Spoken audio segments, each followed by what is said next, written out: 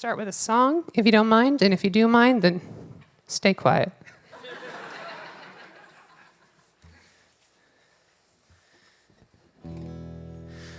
You made me believe in hell to make it easy to visualize your body burning. Oh well, you'll just be bribing the judges as the court's adjourning. And I guess it's inflation, but damn, it's hard to value my 2 cents. As a kid, I was idolizing millionaires and all the presidents, but I don't trust them anymore. No way, no way, no more, no how. And I may never trust again. No way, no way, no, not right now. You made me question my faith. I started learning it hasn't gotten worse, it's never been great. I see you suck up to me as they attack my sisters. And before we would shake hands, you bellowed in the bathroom, out damn spots. But I guess that you're proud of me though. But I don't trust you anymore. No way, no way, no more, no how. And I may never trust again. No way, no way, no, not right now.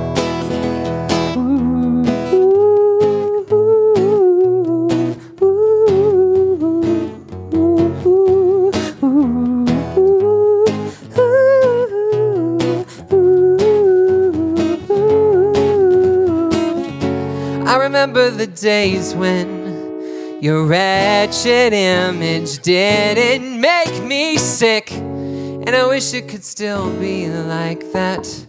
But I don't trust you anymore. I don't trust you anymore. I don't trust you anymore. Everybody! I don't trust you anymore. I don't trust you anymore. I don't trust you anymore. You won't trust us anyway. Thank you.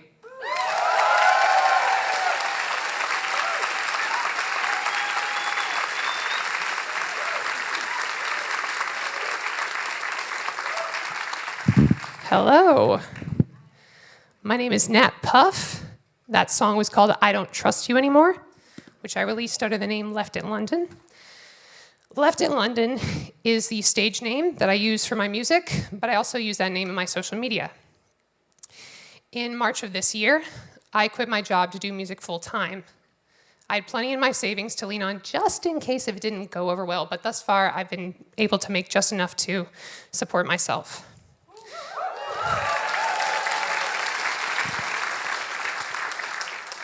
You guys are a great audience, wow. But some of you may not know me, so let's answer the question that I asked myself while dissociating into the mirror. Who am I?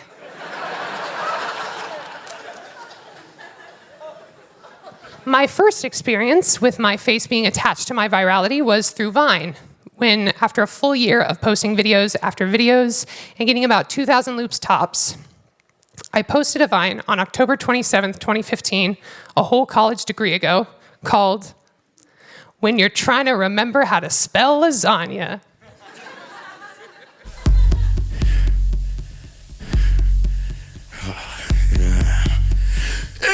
And then that's the entire video.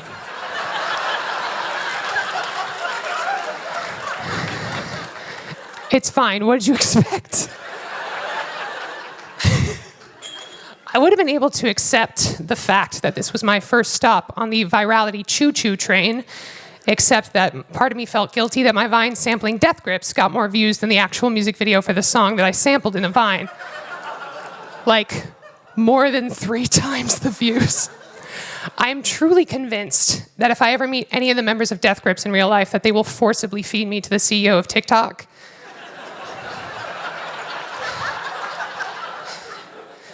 I would later find out that I had much more virality with another Vine that you nerds probably know of, which I famously said, ha ha ha, I do that. Don't clap for that. This got about 28.7 million loops in Vine, and this is not including the large amount of views gained in Vine compilations and Twitter threads. But you also might recognize me from my multiple mashups that I did, my most popular being of Drom and Yachty's Broccoli with Metro Station's Shake It combined. But currently, the thing that I'm known most for is making how-to videos where I dissect the way artists make music by telling you, the viewer, how to create a song like theirs on your own. Which makes sense that they're popular because Twitter is full of bottoms who love being told what to do.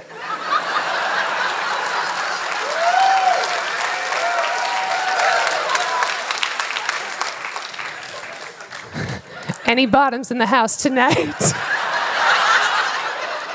I see you. For those of you who haven't seen them, my how-to videos are pretty simple. I've done 4, 2 of which have gotten quite popular, and 2 of them have actually been noticed by the artists themselves. In order of release, I've done Take Keith, Frank Ocean, Tyler the Creator, and Mitski. All these things and more have helped me build up a name for myself as an internet personality as opposed to just a musician, or just a former Viner, or just a mashup maker. They also helped me get hired by Super Deluxe, a multimedia company that I produced video content for about a year until it got shut down. And a groan falls over the room. I credit the Frank and Tyler videos with a lot of my success as a serious musician, and the reason why is because although my mashups were about music, both the mashups and Vines didn't exemplify my ability to write original music. But these videos did. Soon after I released the Frank Ocean video, I ended up becoming friends with Marco Collins, who is a legend in my hometown of Seattle, as he was the first... Hey! Okay, wow.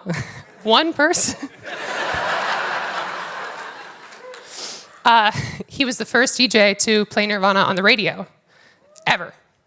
He ended up playing my music on the popular local radio station KEXP, which got my... Okay. Okay. I just gotta mention things more often.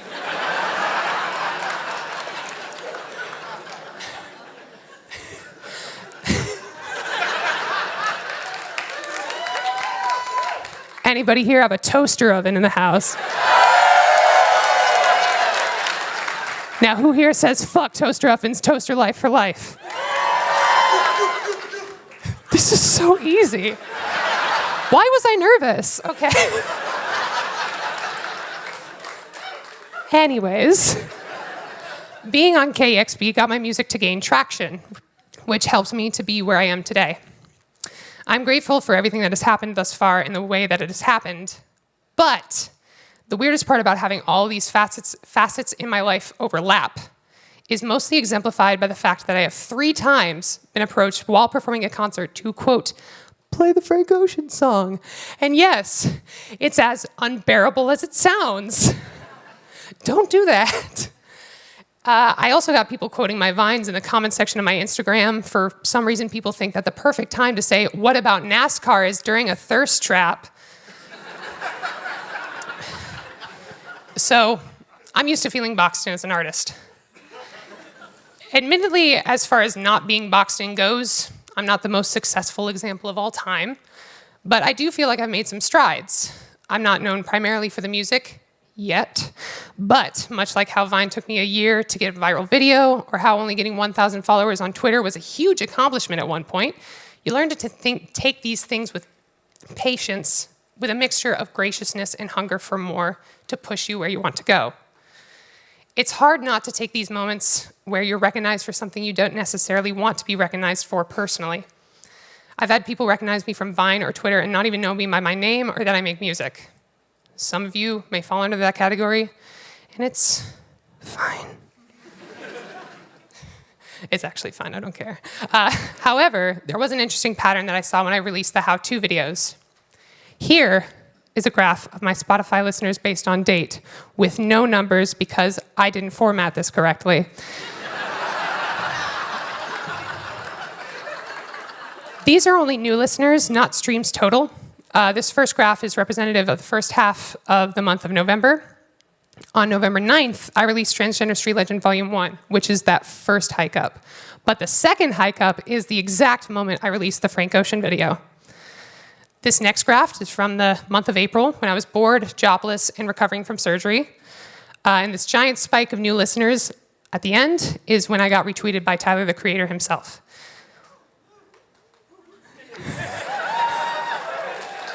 Who here likes Tyler, the Creator?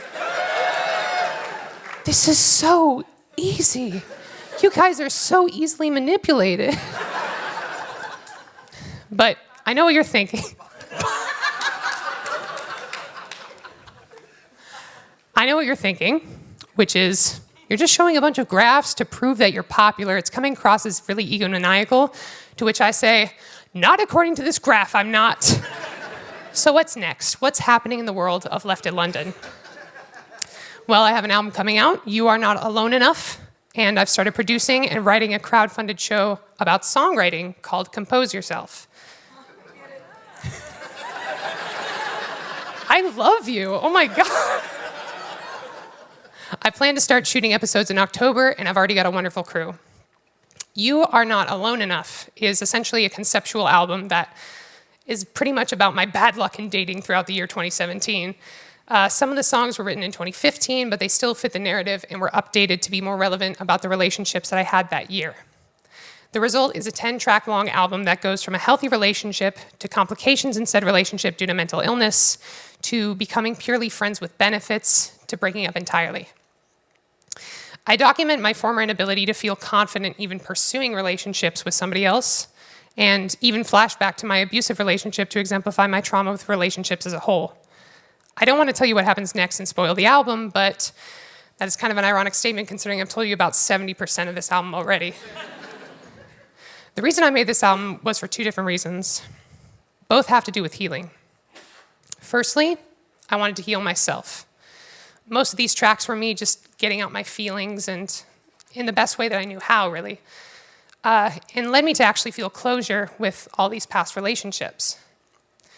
Secondly, I wanted to give others the same opportunity. Hearing people's response to a breakup song of mine that I had already released in 2018, called Waiting on a Ghost, it was clear to me that many people needed something that expanded on those feelings beyond just feeling them. I wanted to make an album that promoted feeling your feelings as much as you can, but also show the healing process a bit at the end of the album as a push forward, as a jumping off point. I told a friend of mine, this album isn't a therapy session, it's the friend that tells you they can give you a ride to therapy, pretty much. And it's kind of true. This by no means a replacement for that, but it does give you a push to self-reflect and does the first step into improving yourself, or at least that's what I'd like to think about my own art. And as far as my own art goes, I've written since I was in 5th grade, working my way up to where I am today, songwriting-wise. So I've had a lot of experience, and I've learned a lot of tips and tricks, which I intend to show in my upcoming series, Compose Yourself, which I had mentioned before. And in this series, there's going to be discussion on how to write a melody, how to start writing a song starting with just one lyrical idea, and how to avoid painfully overused cliches, amongst other things. The most interesting part about all of this is that with the vines, mashups, tweets, and everything else, I was moving around so much for the sole purpose of not being boxed in as an internet personality. What I found by doing this is that people will box you in anyways. So you either have to get comfortable with the box, or if you have the means, move yourself to a different box. I've been recognized on the street for pretty much every single major thing that I've done. I've been recognized from Vine, Super Deluxe, the mashups, and the how-to videos, but lately I've just been getting recognized by my stage name, Left in London. When you change what people can recognize you for, as long as you have a strong brand attached to it, it changes their perspectives. You're no longer that person who did that thing that one time. You're called by your own name. And sure, creating a long-running series will box me in somewhat, but that's something that I'm comfortable with because I got to pick that box instead of having people pick that box for me. While I found this out unintentionally, I realized that the best way to build up an internet brand is to make sure that you're not just doing things to please your audience, but also make sure you're not doing things just to please yourself. It's a balance. To make content you enjoy is to make content that you're passionate about, which ensures a better end product. And to make content your audience also cares about ensures that somebody will actually watch said product. There's loads of marketing and or luck that goes into making the end product seen by multiple people. But if you're worrying about marketing as you're trying to work on the product, it shows. if I started making more how to make a blank song videos like my audience wanted, but I didn't, then I'd have 600,000 how-to videos with less than 4,000 views. Because I'm not putting actual effort into it. I'm just doing the same patterns that people want me to do. What's great for me about Compose Yourself is that as a concept, it doesn't continue the prompt of how to make specific artist songs, rather it expands on it until it's about songwriting in general. And as long as I balance what I want and what my audience wants, then shit gets done. The how-to videos got people to want to hear my original music. My original music got people want to hear how to, like, my process. And then that's what Compose Yourself does. And alongside all of this, I also do a podcast with my girlfriend called Wine Please, which, sure, not many people have listened to, but it's still something that I do for the sake of my own happiness, which adds balance to the process and gives my listeners, watchers, and any types of viewers just some extra content. When I quit my job, I started working from home. Most of my day began to just be answering emails from others and writing more and more. Admittedly, I feel like working from home enables my depressive tendencies. This is one thing that not a lot of people talk about in the industry, and it's just how lonely the industry and practice of working at home just is. When I worked at a pizza place before, however, I had coworkers that I knew the names of, I had specific repetitive responsibilities, and with working from home, it's nothing like that. Sure, there are routines, but truth be told, I spend most of my time in bed lately, whether that's on my computer answering emails or not. There's this, once I'm done with this, I'll start working on myself type of attitude that I've since adopted, which I've come to realize over time that it's unhealthy and counterproductive. As creators, we cannot destroy or hinder our growth for the sake of our work. Like I mentioned earlier, it's all about balance and finding it.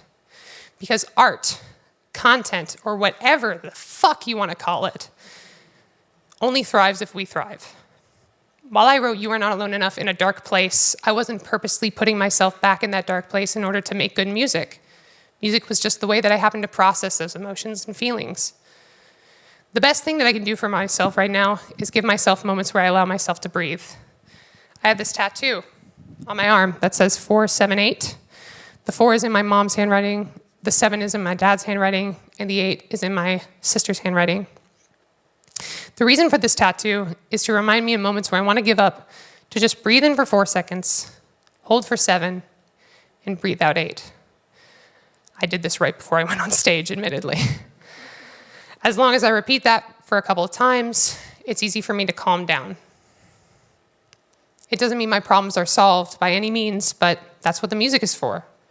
And music doesn't always cheer me up and doesn't always distract me. But that's what my other content is for.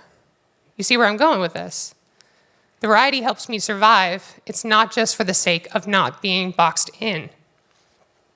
Because you are a person, and every person has so many intricate facets of themselves, some of which have yet to be discovered.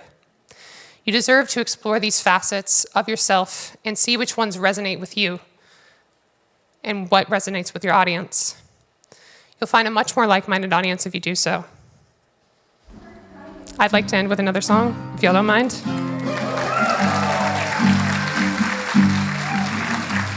This one's called I Split My Ribs Open. You go on and on and on and on and on about your plight. Tell me, will you be alright? Tell me if you'll be alright. You go on and on and on and on as if I didn't care. And I wish I could be there. God, I wish I could be there for you.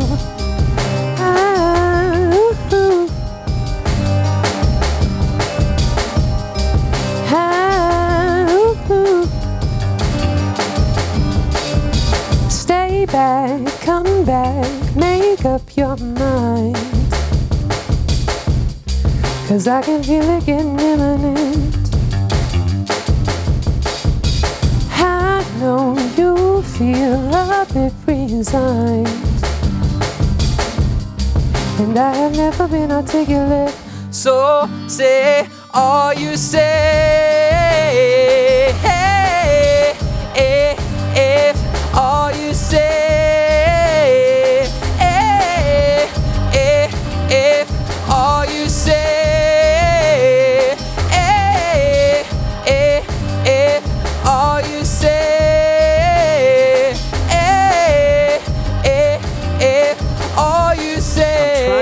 slip on disguise. I'm wondering which wire I done tripped on this time. I'm stuttering in every language I have ever learned, and I'm usually hella good at singing, very unconcerned. But it's something in the sky or it's something in my eye. But fuck it, I'm crying, and here's a bunch of reasons why. Or maybe we should focus on the ones that's most ferocious. I split my ribs open and nobody even noticed. Look at all this blood. This whole damn kitchen's about the blood. Afraid to dirty up your hospital scrubs to fuck up your buzz. When I'm gone, don't pretend like you didn't know what it was. And no, I don't mean when I die. I mean when I leave without saying goodbye. I'm offended cause I'm hurting and your care was denied. You just gonna stare at the sky? I bet I'm more buried in mine. But when I'm don't compare it to mine. Yeah. Left in London, y'all. Stay back, come back, make up your mind.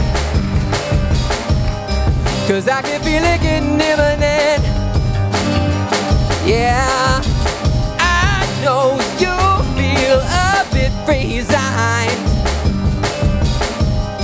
And I have never been articulate, so say all you say.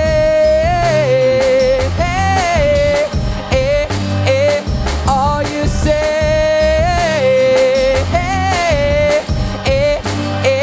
All you say. All you say.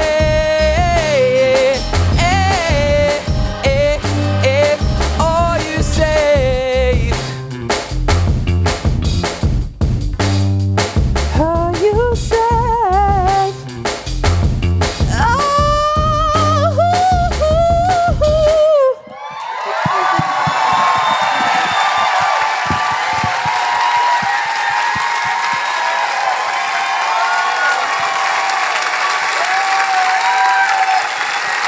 I've always wanted to do this.